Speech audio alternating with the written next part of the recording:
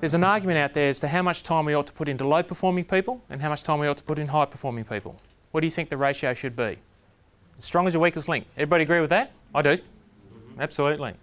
So what do we do with that weakest link? Do we take it out of the chain and rejoin the chain with strong people, or do we actually work on building up that weakest link?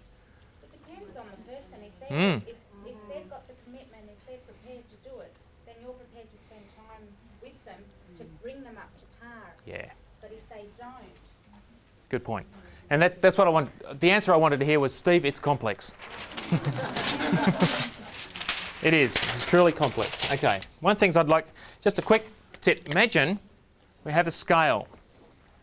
Okay. And over here is 10, 10, but this is minus 10 and that's plus 10. And this scale along here is about commitment. And then we've got a scale here and a scale here. And that is, again, 10, and it's a plus 10, and we've got a minus 10. Now, ideally, this one here is very much about competency. That's skill, the ability to do something. This one is about the attitude to do something. Does that make sense?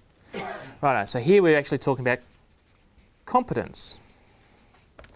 So, depending on where you determine that person is, depends on what you're going to do with them. So if they have a really, really sucky attitude, and they have a really, really bad low level of competence, they sit somewhere down in this quadrant, there'll be a certain thing you need to do about those people, won't they? Yeah.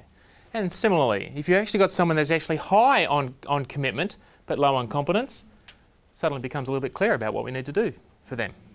Yeah.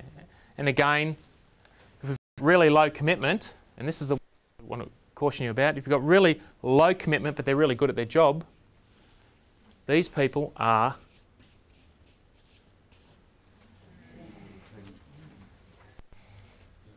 and if it's one of the things that John said to me, to be direct, they are incredibly toxic in your environment, where they're really good but they undermine everything you do.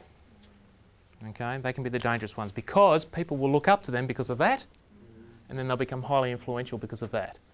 So, ideally, this is where we want to be, yeah? All up in here. And we want to move people into that quadrant. So you need to work out where they are, so that's the answer. It's complex and you need to make your own assessment about where they're at, but I wouldn't be investing too much time in that.